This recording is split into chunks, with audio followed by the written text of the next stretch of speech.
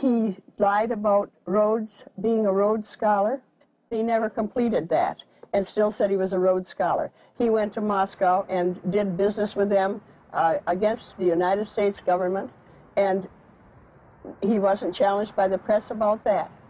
In Arkansas, while he was governor, he said he balanced the budget 11 times. He never did it once. Also, he said he didn't raise taxes, and he raised taxes 126 times. He can accommodate any situation that comes up because he's not hemmed in with the truth. I've never felt that Clinton, consciously or unconsciously, was hemmed in with morality. I first met Bill Clinton in the mid to late 70s. He was an up-and-coming politician. There were a group of us, Jim Guy Tucker, Bill Clinton, Sheffield Nelson, and myself, and we kind of ran around and palled around with each other. It was from that point that I did a lot of projects for Bill from a marketing perspective.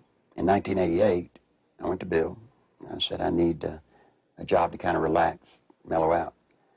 Bill Clinton and Betsy Wright, they suggested that I go to work for a place called the Arkansas Development Finance Authority. And they said my talents could really be used there. It was the best kept secret in Arkansas.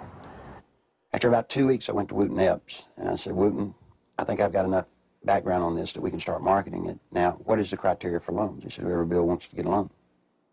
To go back, though, to that moment in time, I'd been there about a month, and I realized that I was in the epicenter of what I'd always heard about all my life. What most people have heard about is the machine.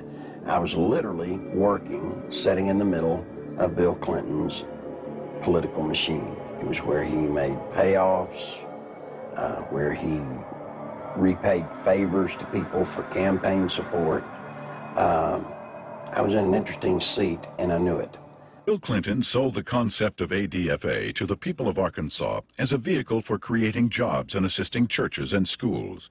In reality, millions of taxpayer-guaranteed dollars were being channeled to Clinton's election campaigns, to his inner circle of friends, and to his wife Hillary's law firm. This may explain why ADFA had been drafted in such a manner as to keep its decision-making procedures secret. If you needed $1 million, you had to get your application handled by the Rose Law Firm, pay them $50,000. There were 5 other companies in the state of Arkansas that were actually more qualified in bond structuring and applications, but Rose Law Firm got them all. I started checking around, and I kept asking, well, you know, one thing's bothering me, to the comptroller, Bill Wilson, you know, how do people make payments on these loans? He looked at me and said, they don't. He thought I knew. Well, that blew my mind. And this is about 2 months in, and it was getting tough then. So I started gathering the documents. After everybody left, I would stick around as if I were working on the annual report. That would give me access to all the documents, and I make copies of them all. For about 2 months, I watched accounts accumulate money. At the end of the month, they zero balanced. They're laundering drug money.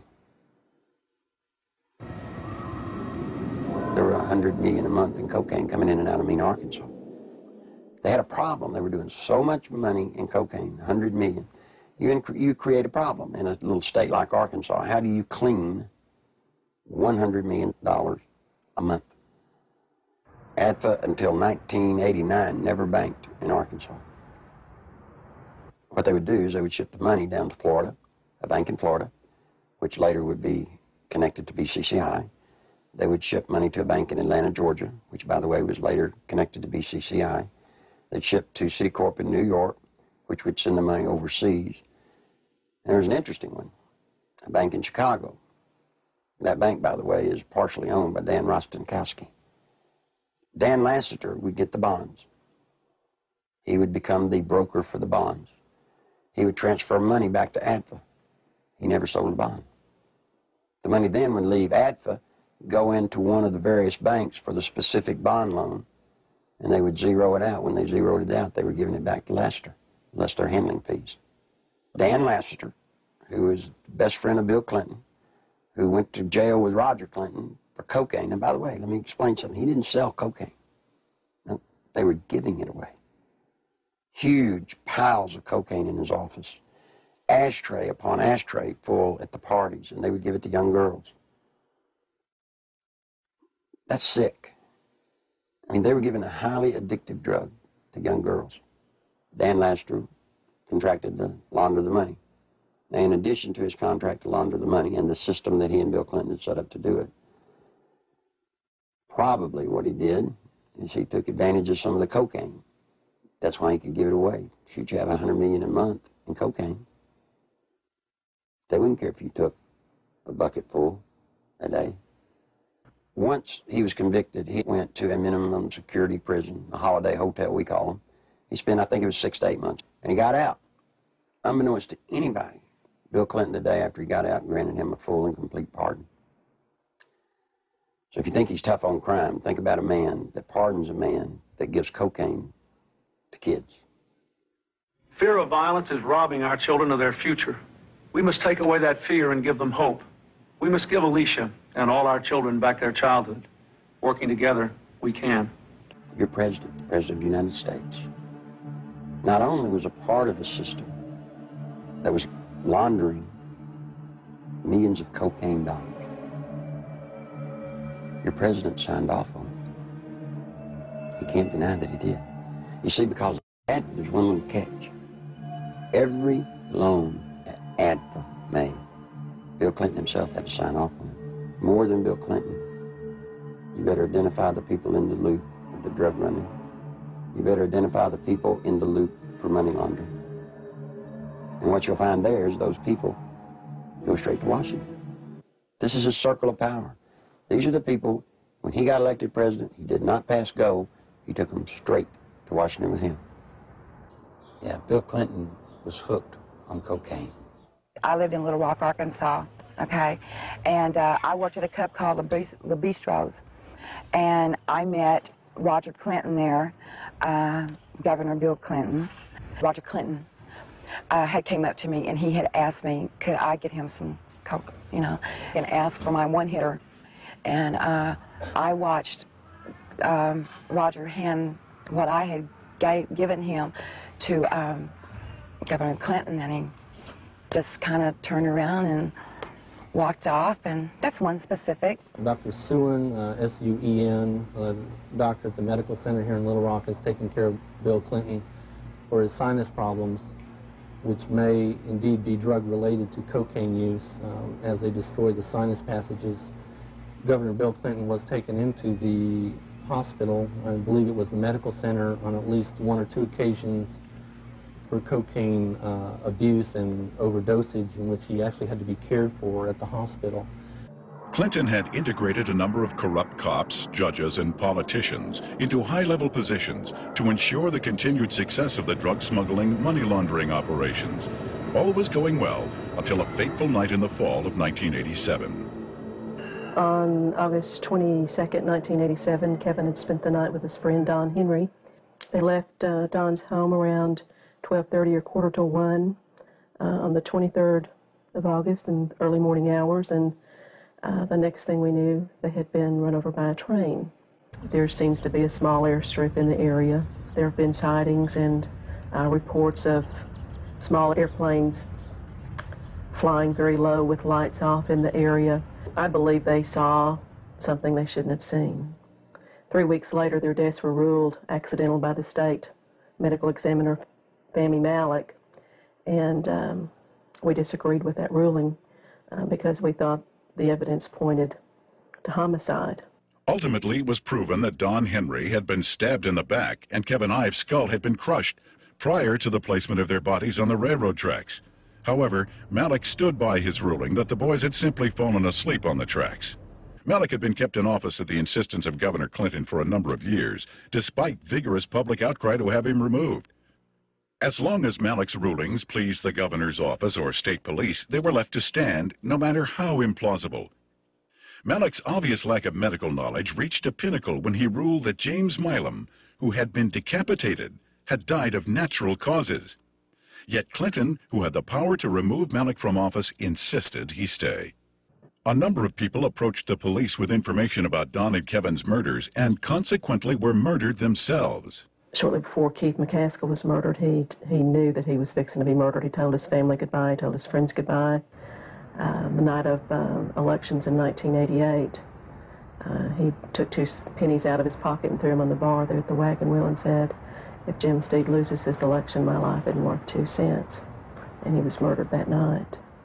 Jeff Rhodes was a young man from Benton who was murdered in 1989.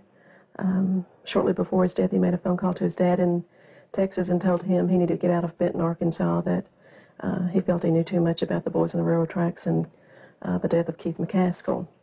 A couple of weeks later, Jeff was found dead. He'd been shot in the head. They'd attempted to cut off his head and hands and feet, set him on fire in a dump. A total of 6 people with information about the boys' murders were eventually murdered as well. Not one major cocaine bust was ever made in Arkansas out of Mena, Arkansas. Now imagine that, 10 years nearly in its running. Never one truckload ever got caught. A lot of people have said that the Mena operation stopped in 1986 when Barry Seal was gunned down. It's not true. Covert operations are still going on in Mena, Arkansas today. Now, if you stop and think, back when Bill Clinton was governor, he was asked about Mena. He said, well, that's a federal problem. I'm not going to get involved in it. Well, he's not the governor of Arkansas anymore. He's the president of the United States. We still have operations at Mena, Arkansas. This is his golden opportunity to take care of it. My question is, why doesn't he? President Clinton's verbal commitment to a war on drugs has been negated by his actions. During his first weeks in office, Clinton revoked random drug testing for White House staff members. He eliminated 121 positions at the Office of National Drug Control. And he appointed Jocelyn Elders as U.S. Surgeon General, despite her well-known desire to legalize drugs. So you see, all of this incest, all of this drug running, all of the trafficking of drugs, sending them all over the nation, came out of little Mena, Arkansas, right under the nose of little Governor Billy Clinton. I went to Bill, and I said, Bill, you've got 2 weeks to tell the truth, or I'm going to tell it. You're breaking the law, and I can't be a part of it. You made a mistake. I'm not one of your buds, or at least I'm not that big a bud. It's not hard. You see, after 12 years, after kissing the people that have the money, Bill Clinton controlled the legal system.